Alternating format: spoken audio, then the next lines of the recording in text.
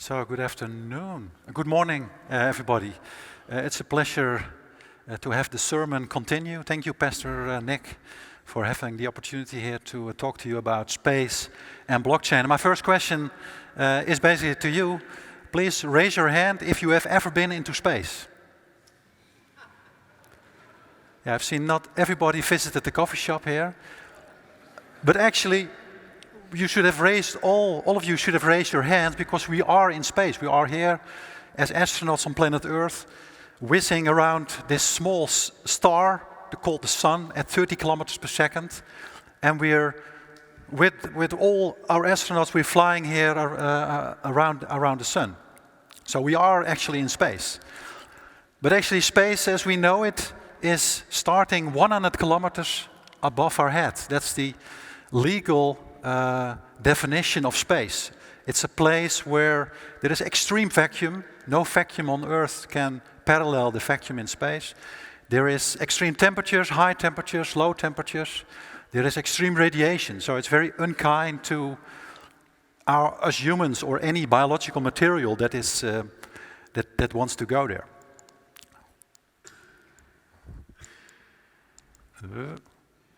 Make a sign here. So.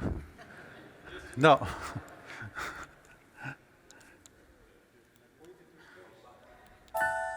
I'm trying all buttons. Yes, this is a movie poster because when I talk about Odyssey, my first reaction is Space Odyssey 2001, which is an epic film, I think the best movie ever made, although you need some patience here and there watching the movie. But it's a very deep movie. It's about the evolution of mankind. It's nice to talk in this setting about evolution. And you see mankind taking steps with all the monoliths. And I think blockchain is one of those monoliths out there that we as humans are going to use. So this movie was important for me as a kid. I was drawing rockets and drawing stars and planets. So I was early on fascinated by space. So I made my work as a space industry consultant. I basically do three things with my company. I'm a freelance technical specialist building space hardware for satellites. Secondly, I keep an eye on the space industry, what they are up to. So I follow all the space endeavors very closely and put that all into a database which I call the Space Missions Manifest. And the third thing I do is doing education outreach for space. So that's one of the reasons I'm here. How did I get involved into to blockchain or Bitcoin was my first experience. It was back in 2015 when a space colleague of mine, he told me about Bitcoin. And back home, I was reading a bit into it, and in 2015, I bought for 50 euros a quarter of a Bitcoin, and I spent most of that in a restaurant in Delft, De Waag, because you can pay with Bitcoin. So I spent my time with my daughter, who picked up from school, and we drank a lot of orange juices from that first quarter of a Bitcoin. I should have done it differently. So that was my first experience with Bitcoin. And actually, you all know the honey badger, which is the mascot of Bitcoin, because it's an animal, very sturdy. You cannot catch it. It will always fight back. It's very hard to get along with the honey badger. And basically, space is very similar. Space is very hostile to everything, to humans, but also to hardware. If you put something in space, it will break very fast. So it's very unforgiving. It basically doesn't care about what we want to do in space, like the honey badger. If tomorrow there is an asteroid wiping out humanity, the universe doesn't care. It will just move on and hopefully create on another planet life. So these are the parallels between Bitcoin and space that I early on, I saw that happening, that Bitcoin was really a force that was unstoppable. So back in 2017, as I followed the space industry, there's this company called Blockstream, and they were starting up a satellite project. So that caught my eye, of course. What they did was they rented broadcasting space on about 4 satellites, and those satellites are in the geostationary orbit. So they are circling the Earth at 36,000 kilometers altitude, and that's a location where the rotation of a satellite around the Earth takes 24 hours. So basically those satellites, they remain in position above the sky. So they're the perfect spot to broadcast something. And so Blockstream, they started broadcasting the Bitcoin ledger from space, and every new block they transmitted from space. So I got a bit in contact with the Blockstream people, discussing which satellites they are looking at, and they sent me a kit.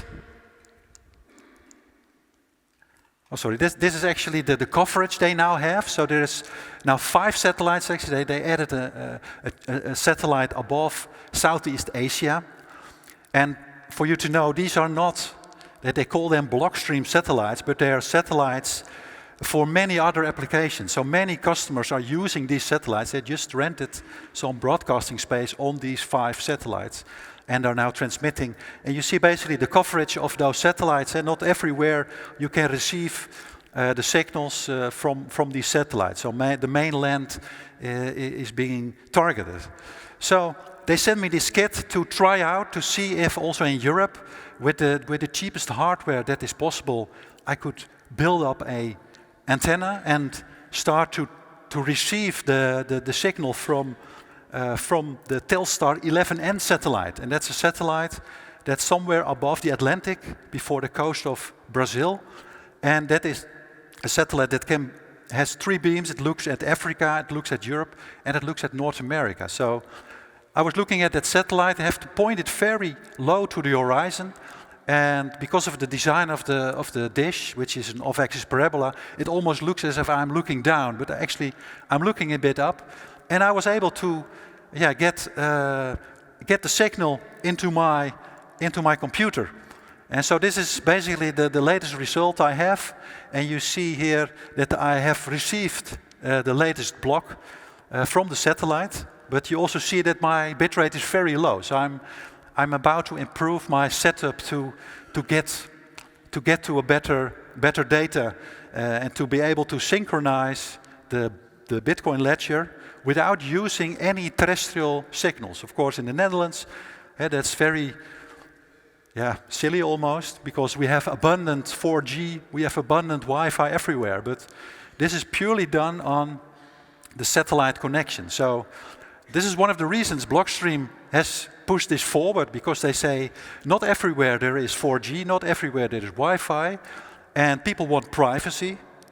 I'm not really private now showing that I'm doing this, but there are people with much more Bitcoin that would like to do it, that would like to be private. You can do it without anyone knowing that you are running a Bitcoin node, because you're getting these signals and the satellite doesn't know where it's transmitting the signals. So this is good for privacy, it's good for resiliency. So if all of a sudden we have flooding in the Netherlands, happens sometimes, climate change will happen more, ground networks, terrestrial networks, they might stop working. And those satellites basically don't care. They are there hanging above the Earth, just sending signals to wherever place you can think of. So a second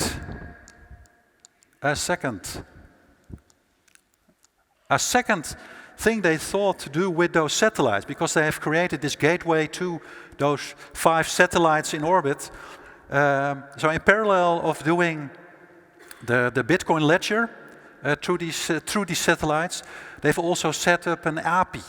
And you can basically send messages to those satellites, and they are broadcasted all over the world. And you can do that now for free. You can use the testnet, and you can use some Lightning Python code, and you can send messages through those satellites to the entire world.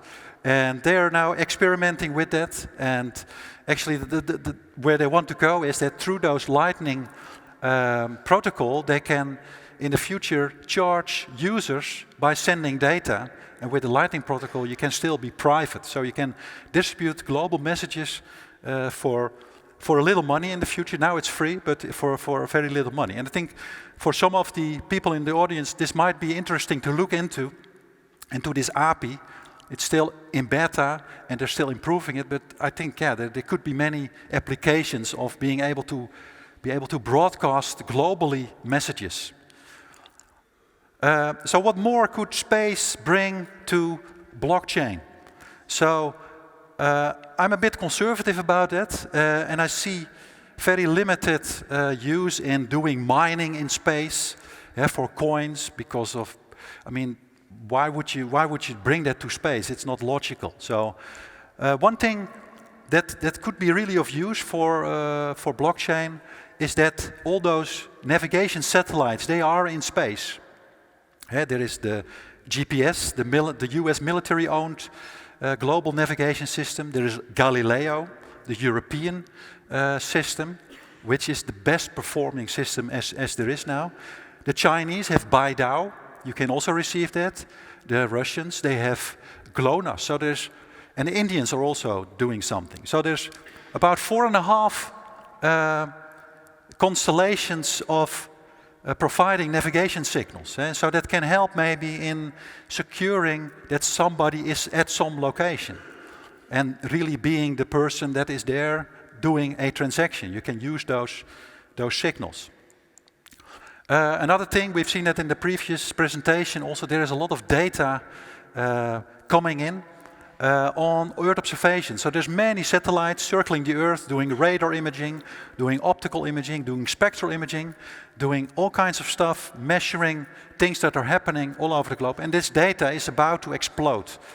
There's many more constellations of Earth observation missions coming, and actually they're looking for applications. They will have a huge amount of data, and some of them will go bankrupt because they have no idea what to do with the data. But I can think of many possibilities to work on this data.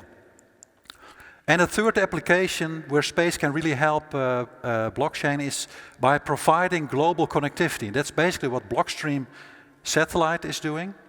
This Blockstream satellite project, but actually this Blockstream satellite is just one way. You're receiving from space. You are not able to send something.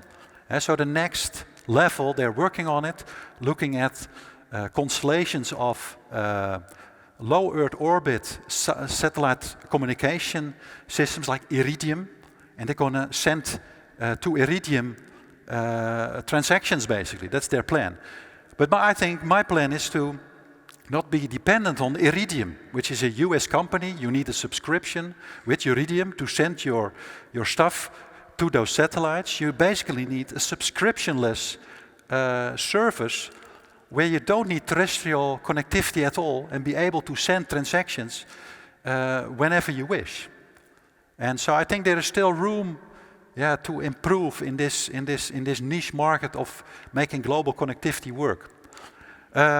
So for this afternoon, there is this Q&A, also about space and blockchain. I've got some random thoughts that I would like to discuss.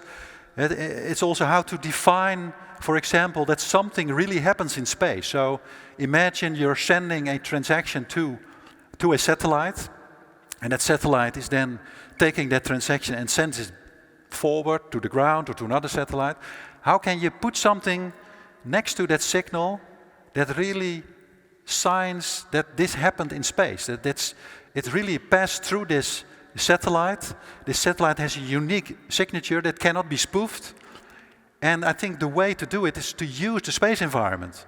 Because in space there is microgravity. Not like here we are all glued to the Earth, but in space you're basically falling. So there is zero gravity. You might develop a device that's able to sign something based on being in zero gravity. You can also see things in space that you can't see on Earth. All kinds of signals from stars, from quasars, from pulsars that are there that you cannot see on Earth because of the radiation shield that the atmosphere of the Earth is protecting us with. So you can do something in space to put a signature. I'm not yet there to say this is it, but I look forward to discussing that with you. Other thing we can discuss is so-called quantum key distribution, QKD. This is an upcoming activity for the space domain also. You might know QKD from sending very secure signals, for basically sending some kind of password to another, or a keyword to somebody else, really secure. And you can do that 100% secure using the quantum state of light. And the best way to do that actually is do that through space. And that's being done already. The Chinese have done an experiment, but the European Union also wants to use this to make it happen. It's a very interesting technology. And the third point I put there is to create this small satellite, basically subscriptionless messaging to the whole world that you could do with a very small satellite. The trouble with space is that you have to break some rules here, because you cannot send any satellite up there saying, for example, I believe the crypto community would like to have some kind of ownerless system in space. But if you send a satellite into space, you have to register. And the nation, has to sign off to if you are allowed to send that satellite. So you cannot say, well, I just want to send up a satellite, and after that I don't want to own it. It's not allowed. So that will not be sent into space. So we need to ban some rules there. That was it. Thanks for your attention. I look forward to talking to you this afternoon.